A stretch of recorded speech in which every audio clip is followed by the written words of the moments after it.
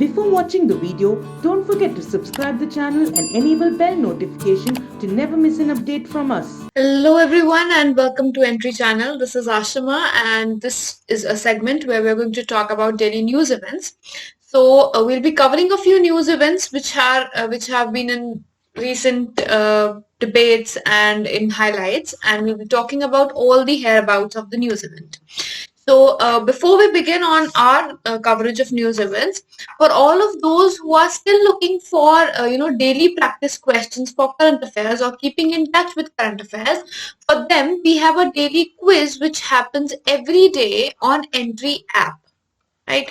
So you can download the app from Google Play Store. And over there, after downloading, you can go for the segment which you're preparing for. And in every examination segment, there is a segment of daily current affairs quiz, which has about 10 to 12 questions, which helps you keep in touch with the news events that have been going here about, right? So you can download the app and check it out from there. Right. Now we'll be beginning on our news events. So we'll be beginning with the first news event, V-shaped recovery. Right. Now, what is this recovery we are talking about? This is a recovery of economy. So this is an economic recovery that has been seen in India this time.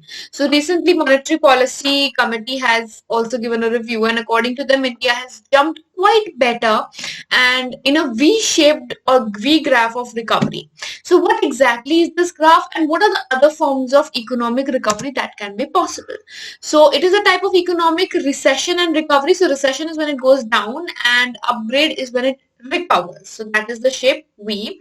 And since it when we are charting it or pointing it out in graph, we have this shape which resembles the V shape, and that is the reason why it's called V-shaped recovery. Now, Indian economy is witnessing a V-shaped recovery, which is a kind of considered very good recovery. Now, as of now, if we talk about April-June, at that time, the GDP was pronounced as about minus 23.9%. This is a contraction, so minus 23.9. But now, when the committee had given a report, it was minus 7.5. So, a huge amount of recovery has been seen by India in terms of economy, and that is the reason why India is being seen as a country which will recover quite better compared to other countries when it comes to the economic situation. Right now, as the government states that due to the increase in manufacturing segment or the recovery of the manufacturing sector is the reason why this recovery is seen quite possible. Right now, if we talk about other forms of recovery that can be possible, they are U-shaped recovery, W-shaped recovery, L-shaped, elongated U. It completely depends on the economy and the type of push-up that it gains after the recession happens. Out of all of these, V-shaped recovery is considered one of the best ones because it gives a quick jump to the country or the economy. Right, and the most optimistic one is the W-shaped one or the Z-shaped one, as you say. Basically, the most optimistic one is the Z-shaped one. So here are the graphs. As you can see, this is a V-shaped recovery. That is, it falls down and then rises up again. U-shaped recovery, where this form of U-shape is seen. This is L, or you can say elongated U. If this U is elongated to this part, then it is elongated U. This, if it ends over here, that is, it remains in the lower portion. It does not recover up. Then it becomes a L shape. So this is a U shape because it is rising up slowly. But if the economy has a situation like this where it falls from here and then it continues to remain low, it does not rise up, then it becomes a L-shaped recovery. And this is a vicious tick. Next is Deputy Chief for Military Operations and Strategic Planning. This is a new post which has been announced recently. So who has announced it? Defense Ministry has recently approved it. And this is along with this post, Director General of Information Warfare is also going to be created. So there are two new posts that are going to be created. Deputy Chief of Army Staff is going to be Lieutenant General Paramjit Singh as of now. And now, since the Army segment is in news, you must know the Chief of Army Staff as well. That is Manoj Mukund Narwane. Right, so MM Narwane or Manoj Mukund Narwane is the Chief of Army Staff, and the Deputy Chief of Army Staff is Lieutenant General Paramjit Singh. Now, what is the purpose behind creating this new post? The Deputy Chief is going to deal in strategic planning, military operations, intelligence, and operational logistics, and it was considered very important position because it will help keep the posts directly in touch with the headquarters. This was a recent requirement that was faced, especially after the issue that we have, that is Doklam crisis with China in 2016. So since then, this issue has been coming up that there such positions should be created. Information one is going to work on the hybrid warfare and future battlefield and social media realities, whereas the deputy one is going to work towards intelligence and military operations. Now, Doklam crisis happened on Doklam Plateau. And where is Doklam Plateau? It is a tri-junction or three countries point, or a point where the three countries meet. So, Doklam Plateau is of India, China and Bhutan. It is between India, China and Bhutan. These are the three countries which are the ones which connect the Doklam Plateau. And over here, China was constructing road which was being opposed by Bhutan as well as India. And all of this was happening around the Doklam Plateau. And there is a pass which is associated with it or which was closer to it, that was Nathula Pass. That is why you might have seen that Nathula Pass is being seen quite in news, and a lot of questions come on Nathula Pass a lot of times. The reason is this, that after the issue, the area has been a point of concern all the way, and due to all of this highway concern is the reason why we still have issues with China on that part, right? Alright, moving ahead, Azad Patan Hydropower Project. This is again Indo-China issue, but this involves Pakistan. The earlier one was involving Bhutan. This one involves Pakistan. Why it involves that is because this Azad Patan Hydropower Project is going to be built in POK region. Now, POK region, as per the international standards, is not a property of Pakistan. Neither is it of India, but nor is it of Pakistan. It is an independent entity. So there is no other country that can interfere in its relations. But China and Pakistan are creating a hydroelectricity project over there, and it is going to be built over Jhelum River.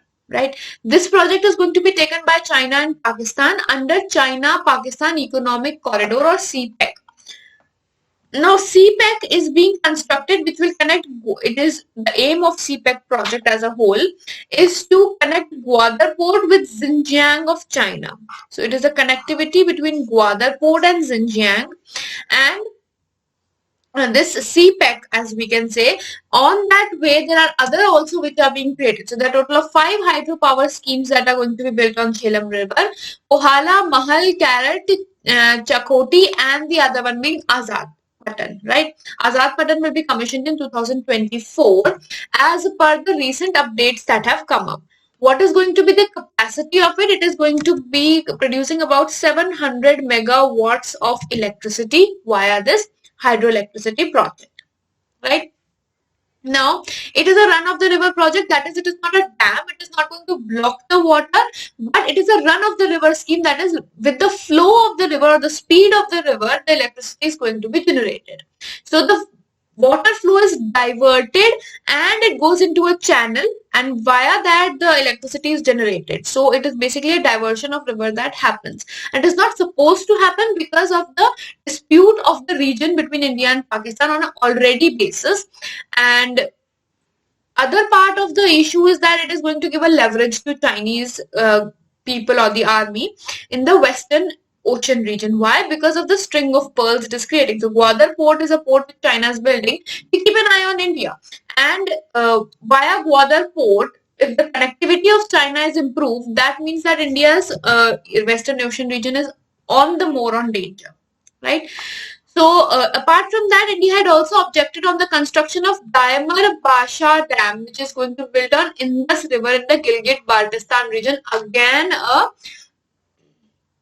POK region, right? Then we have NRI voting. Now, NRI voting is quite an important one because recently there have been certain changes that are coming up, and in the upcoming elections they can be seen in the state or domestic elections as well. So Election Commission of India has recently proposed the use of postal ballot, which for enabling the NRIs to cast their vote. So via postal ballots, the voting can be done by the as per the Election Commission as of now. So what is that postal ballot? That is electronic form of postal ballot, that being ETPBS. And what is ETPBS? Electronically transmitted postal ballot system, right? Now, Government of India allows its citizens to vote in 3 different ways. As of now, there are 3 ways in which the voting can be done. That is via postal, in person, and through proxy. If we have to change any form of voting, or we are supposed to bring any upgradations to it, what do we amend? So whenever something like that happens, amendment is going to be done in one and only act, that is Representation of People Act 1950. Representation of People Act 1950. This is the act which works towards the situation where basically all the voting rights and who is going to vote, who can vote, who cannot vote, how to vote, all of these things are listed. How the voting of a particular area is going to take place, all of these are written in the Representation of People's Act 1950, and via 2011 amendment, the NRI's voting rights were brought in. So in 2011 they were brought in. Before that also, NRIs had a bit of voting rights, but they were restricted to a certain countries, as we can say. So earlier it was restricted to a certain set of countries in around 2003, if I'm not wrong. In 2003, the voting rights were given to NRIs, but they were given only to a certain group of people. So basically a group of countries. Only those NRIs could vote. Now all of them could vote after 2011 amendment that was done. Right? Now these various forms of voting, as we see, all of these were reviewed by Supreme Court in 2013 when a committee was formed, and in 2014, so 13-14, a committee was formed by Supreme Court of India, and they decided that the 12-member committee, they decided that electronic form of voting would not be much, or you can say online form of voting would not be much of the thing we would consider, but post, person and proxy can be considered. Now, India is going to put this ETPBS into use in India as in domestic elections also, that is in Tamil Nadu and other regions, West Bengal, Tamil Nadu. Soon enough, here also they are going to implement this ETPBS form of voting. Right, this is going to be extended. So the expected is Tamil Nadu, Assam, Kerala, West Bengal, and Puducherry. These 5 states have been listed as of now to be the ones where this is going to be used as of now. Next, a few one-liners. India and United States have recently signed an MOU in the past, I guess 6 to 8 months behind. Now, Union Cabinet has approved it, and this is basically on patenting. So, intellectual property cooperation is the reason why this MOU was signed. So, all that steps that are taken by US corporations and what kind of steps do they take and how they do a certain set of things is the main idea behind all of this happening. The MOU was signed between DPIIT and USPTO, that is United States Patent and Trademark Office, and the Department for Promotion of Industry and Internal Trade. Right. Next, World Soil Day was observed on 5th of December with the theme Keep Soil Alive, Protect Soil Biodiversity. India and the Russian Navy are conducting passage exercise, which is basically PASEX. So if PASEX is seen, that is also India-Russia exercise. The full form of PASEX is passage exercise. Right, so they can ask you the PASEX exercise is between which countries, that is India and Russian Navy. So it's a naval exercise. Then Uday Shankar, who is a media executive, he has been named as the president for FICCI. So this is again an important one. Uday Shankar is soon going to be the president of FICCI, making it quite a news. Then Malayan giant squirrel, or the black giant squirrel, is recently a survey was done for the first time on Malayan giant squirrel. Before that, no such survey was conducted, but this is for the first time that the giant squirrel survey was conducted by Zoological Survey of India, or we can say ZSI. Right? Now, this species of squirrel may become extinct as per the recent survey. If proper conservatory measures are not taken, they are on the verge of being extinct. Therefore, the right steps need to be taken, and that is why it is quite a news, and it is going to be asked maybe in the biology segment. So you must know the name of this squirrel. This squirrel is also known by the name Ratufa bicolor, right? And it is one of the largest tree squirrels in the world. Then we have Bashan Char Island. Now this island is of Bangladesh and it is located in Bay of Bengal. It is also known as a Charpia. So Charpia ya Bashan Char is island of Bangladesh in Bay of Bengal. Now why is it in news is because of Rohingyas. That is, Rohingyas are going to be rehabilitated to this island. Right now there are refugee camps in Cox's Bazar. So right now in Bangladesh there's Cox's Bazar where the Rohingyas have been given shelter. Now they are going to be rehabilitated to this artificial, or you can say a newly developed island, which is Bashan Char Island. That is why it is in news, right? Then Arctic oil, a source of new rivalry and a possible place where the new Cold War can begin soon enough. Over here, the US president has taken a controversial step that is going to sell all its drilling rights, whereas the new elect is saying that it will open the doors to protect the Arctic refugees. So it says that we are going to protect it, and the earlier president, he had given a hint that it is going to sell off all the oils. Now what is it also called? The oil in the area is held by United States of America, and it is also known as 1002 area.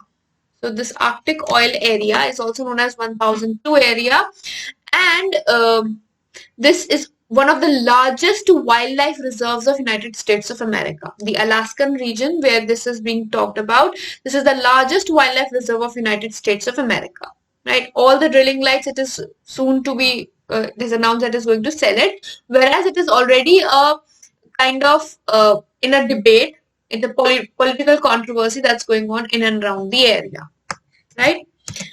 Next, Bank's Board of Bureau, BBB, has recently recommended Shivendra Kumar and Raman. So, for what positions? MD and CEO of IFCI is Shivendra Tomar and Raman is for Sydney. These two names have been recommended by Bank's Board Bureau, but the appointment has yet not been done because that selection is yet to take place. So, we'll see what goes ahead. Then Bihar is planning the first ever migratory bird festival. It is for the first time that Bihar is organizing any sort of migratory bird festival, which is a 3-day festival in Bhagalpur district. Right? It will be organized by Bhagalpur Forest Division, Bombay Natural History Society, and Mandar Nature Club. These are the three places where it is going. These are three organizations which are going to organize it. And what is important is that it's for the first time that Bihar is organizing it, and it is a 3-day festival in Bhagalpur district. Right? Next, UK has recorded the world's first foul air death, or death which has been legally said that it is because of air pollution. As of now, we have just heard that air pollution can cause death, but for the first time, it is seen that it has caused death of about of a person of a child, you can say, who was a 9-year-old only. So 9-year-old child died recently in United Kingdom because of air pollution or the bad air that was there. Right? So that simply indicates that this can cause much more deaths in the coming future if the things are not controlled. Now mind that United Kingdom is was the first parliament in the world to have become environment friendly and to have declared climate emergency. It was the first state to have declared climate emergency in the parliament. Then Chief Executive of Serum Institute of India is one of the 6 people who have been awarded Asians of the Year. And this title was given by Straits Times. The Straits Times gives the Asian of the Year title. And this year it has been given to, as usual, 6 people, out of which one is a Chief Executive of Serum Institute of India. Now, who is the Chief Executive of Serum Institute of India? That question is asked. That is Adar Poonawalla. Adar Poonawalla. Now, why Serum Institute of India is because Serum Institute of India is one of those organizations which has been working quite effectively in the terms of COVID, and it is one of those what was the first one to start working on vaccine development, and it was the first one to bring in more testing and building up the first, you can say, any medication which was possible from India's side. So Serum Institute of India has done a lot of things. Movable labs were also developed by Serum Institute of India, and as of now, in the terms of COVID, it has done huge works. So for that purpose, it has been awarded. He has been awarded with the Asians of the Year title. Right? It's important who gives this title. It is by Straits Times, and Straits Times is of Singapore Daily. Right? Now with this, I'll be winding up the segment for today. I hope this segment was quite helpful to all of you. We'll see you in the next segment.